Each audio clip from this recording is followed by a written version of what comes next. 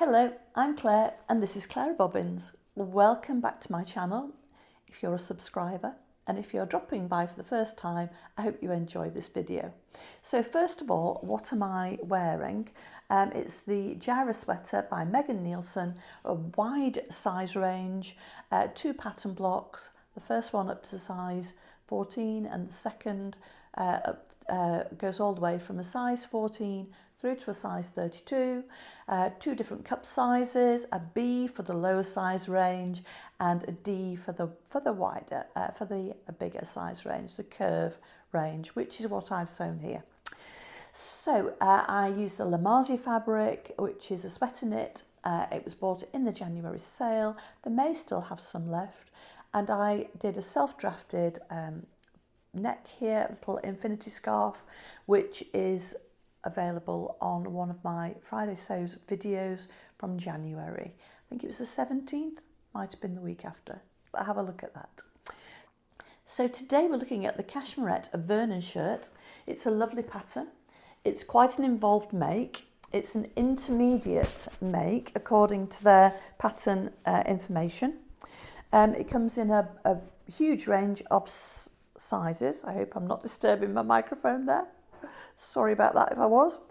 It comes in a very inclusive size range, 0 to size 14, and then the second pattern block goes from a size 12 all the way up to size 32. The pattern has 2 different views, and I'll pop up a card to show you the 2 different views. I made view A, which has the straightforward smaller collar, and it has the regular button band. I've used Pigeon Wishes buttons. I'll just zoom those in.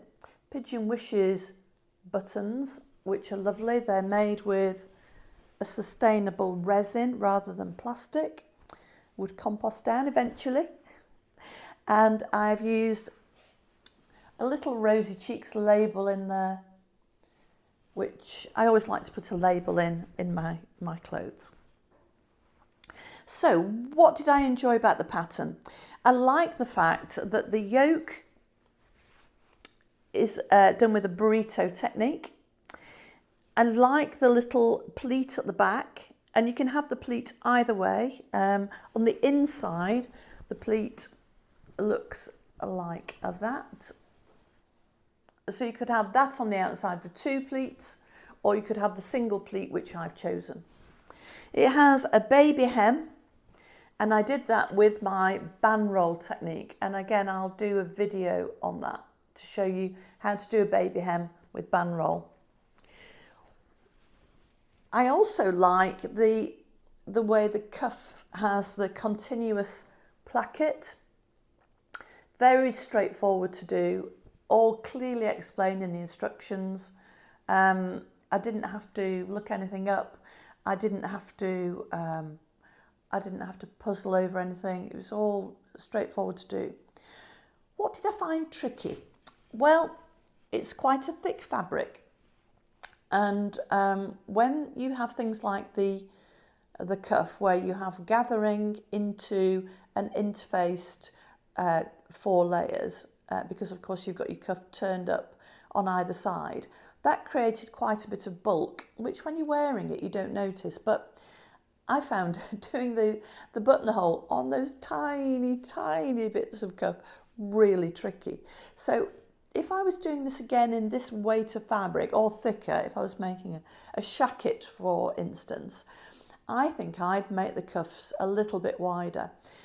It might have just been me. One cuff buttonhole went in beautifully. The other one I had to unpick twice. So, but that's sewing, isn't it? So the buttonholes on the button placket went in beautifully. There's no buttonhole right at the top because the shirt's not designed to be worn with a tie. There's no buttonhole on the collar stand, and that makes it easier because the collar stand is a bulky area and quite a small area to get a buttonhole in. I really liked the fit. I've referred earlier to my sloper. And when I was doing my sloper, I had to lengthen the fabric above the pattern, above the bust apex. And I did that on the pattern for my Vernon shirt. I also had to do a small full bust adjustment of 3/4 of an inch. I did an inch altogether. Just to be on the safe side, I did a full bust adjustment of 1 inch. So that was 1/2 inch on each side. And I did that onto the pattern before I cut it out. So the second thing I did, and I didn't do it on the pattern and I will alter the pattern, was the dart. I felt the end of the dart was very close to my bust apex. I hope you can see that. I felt the end of the dart was very close to my bust apex. So I backed the dart off. So I sewed up the dart, tried on, decided I was looking a bit pointy, a bit Madonna-like in the boob area. So I undid 2/3 of the dart and I re-sewed it with a dart point about 3/4 of an inch away from that bust apex. So I also sewed the dart with a curve, which again gives more fullness to the bust area, and that's quite a common thread in the Cashmerette patterns, sewing in the curved dart rather than the straight dart, and that really helps with the more full bust. So on my shirt pattern, whoops, here we go, I'll just show you the dart area in more detail. Another thing that Cashmerette patterns recommend is they recommend that you press the dart fabric upwards, and you probably can't see. I'll just whip this inside out to show you. So the dart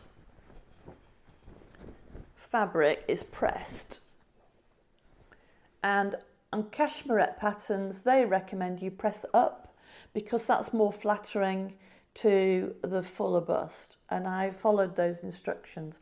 I followed everything to the letter, apart from 2 things. I French seamed the sleeve and side seam because I like a neat finish on the inside. I didn't French seam the sleeve in because I thought that would just be too bulky around the yoke. And the other thing I did differently was I used a sew-in interfacing because I prefer that. I found sewing my husband's shirts that the sew-in interfacing gives a nicer feel to the collar and cuffs, and I use the Acorn Fabrics Pendle interlining with a firm finish, and I'll pop up the details of that above. All the details for this shirt and what I'm wearing can be found in the box underneath the video. So if you want any further information, do have a look. Excuse me, beg your pardon. And if I've missed anything, please drop a note in the comments and I'll happily give you that information. So, Pendle interlining. I washed my sewing interfacing before I used it. So it was washed on a 30-degree cycle, a gentle cycle, with just a regular detergent. I really like the finish of that, and that will be my go-to from now on. That's also in the button placket down the front, and it doesn't feel too bulky at all. So, is there anything else?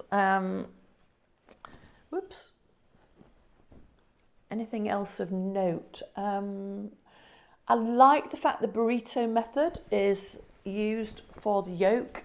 That's always my preferred method of finishing, putting a yoke together. It's very clear in the instructions. The instructions are for an intermediate sewist, and I think even an adventurous beginner could cope with this. It's extremely well laid out. Every step is in the right kind of order you'd expect it to be. It's an interesting make. It's a satisfying make. I'm delighted with the finished garment.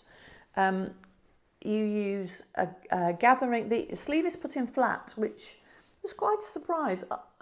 With my husband's shirts, the sleeves also always inserted in the round. But I followed the instructions and I'm pleased with the outcome. The fit is lovely. And there will be lots of stills and video alongside this with showing me wearing the garment. So the sleeve head has ease stitches sewn into them and then gathered. There is stay stitching around the neck, as you'd expect. The collar is has a proper collar stand and then collar. The undercollar is put together really nicely in that the undercollar is trimmed so that the piece is slightly smaller, and that gives the undercollar a really good tension. And when you press the collar over, and I press mine over a tailor's ham, and that gives a nice curve to the collar, and it makes it lie beautifully because it has the tension of the undercollar being that little bit tighter. Cuff is slightly gathered, so you have a slight fullness at the cuff, and the small cuff and then the gathering makes it hang really nicely on your hand. I found that I would say my arms are fairly average length. I'm 5'5". I didn't have to alter the overall length of the garment. I did, however, alter the apex at the top, which I mentioned on my sloper. I added 3/4 of an inch above the the bust dart, to bring that down. And then I reduced the length of the shirt by 3/4 of an inch just below the waist. Below or above the waist? Pretty much on the waist. I have no waist. And I say that because I'm a 36 waist and a 39 hip, so I'm really straight through there. So my waist is a bit of, I just choose somewhere comfortable around the middle. And that varies depending, how I'm feeling on the day. But for sewing purposes, it was just below the waist on the lengthen and shorten lines. I put the 3/4 of an inch back in to mean that the overall length was the same. And then all I did between front and back was to just adjust the notches so that they would line up when I put them onto my fabric. Everything else is very straightforward. Nothing. The button bands I like because it gives you because you sew the button band inside out, turn it rather like a collar. You stitch it on inside out, turn it rather like a collar. It encloses the corner, the bottom of the shirt, and gives a really neat finish there. That I like that. You hem the shirt first. So compare this with view B. What are the differences? And you'll see the two line drawings that I put up earlier. I'll repeat that and then you can just bring your mind back to that. View B is a slightly more feminine version. This is very much a standard shirt. View B has a covered button placket down the front. It has a bigger collar. It's styled on the pattern photograph with a brooch at the collar, which just looks so feminine. The sleeves are very different. The top of the sleeve in view B is gathered into a poofy, slightly more feminine top. And the bottom of the sleeve is a lantern cuff, which I've never sewn, and I might have a go at that. I'm quite intrigued. So the collar is bigger, the sleeve is more full and more gathered, and the cuff is a lantern cuff. On both views, there is a full bicep piece that you can put in. I didn't need that. So Cashmerette patterns have their very inclusive size range, but to help the curvier sewist, they have a number of ready-made options, like the full bicep option for the sleeve. Their standard patterns, all of their top and dress patterns have 3 cup size front pieces. And this is sewing cup size, not bra cup size. So it's the difference from your high bust measurement to your full bust measurement. So we're talking, the standard British pattern is made in a B cup, which is your high bust measurement plus 2 inches. So an A cup would be 1 inch, a B cup 2 inch, a C cup a 3 inch, a D cup 4 inch, and so on. So Cashmerette, their smallest size is for a C/D cup. Their middle size is for an E/F cup, and their larger bust cup size is a G/H cup. And if you follow the pattern size selector on the Cashmerette website, I put my measurements in and I came out at a size 16 EF, which works out to be the right size across my bust.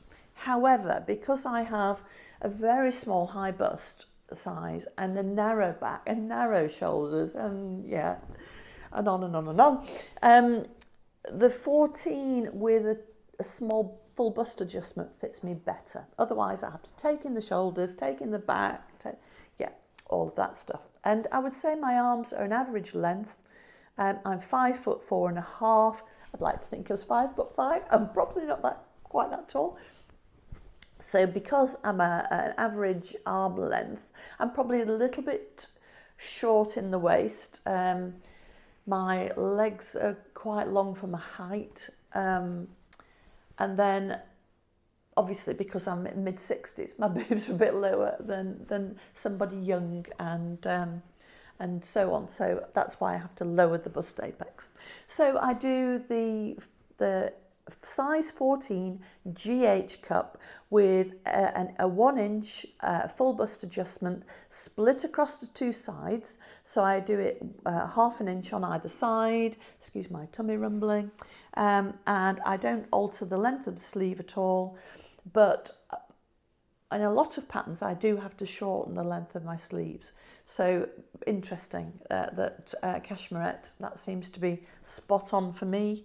I didn't alter the pattern in any other way other than to take out the 3/4 of an inch that I put in above the bust dart.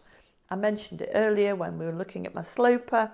I removed that again at the lower lengthen and shorten lines, so I shorten the pattern here. So the overall length of the pattern is as is. It just falls really nicely to my hips. It tucks into trousers really nicely. There's no, there's just the right amount of fabric. It doesn't pull out when I lift my arms up. And I've got a really good range of movement with my arms, which, I did the Tilly and the Buttons Lyra dress and I literally could hardly move my arms. And yet the shirt top looked to fit me beautifully. I did a full bust adjustment on the Tilly and the Buttons. I've got full movement in my arms here. They fit me perfectly. So I'm really pleased with it, absolutely delighted. I'll put video and stills in so you can see the whole shirt and me wearing it.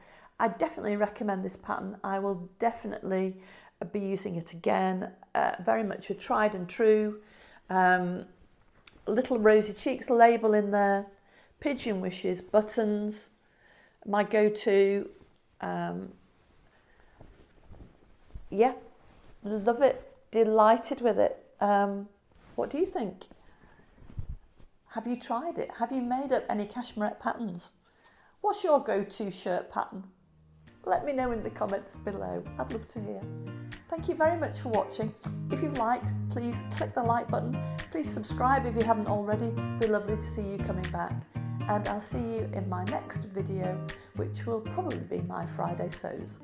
Thank you. Bye-bye.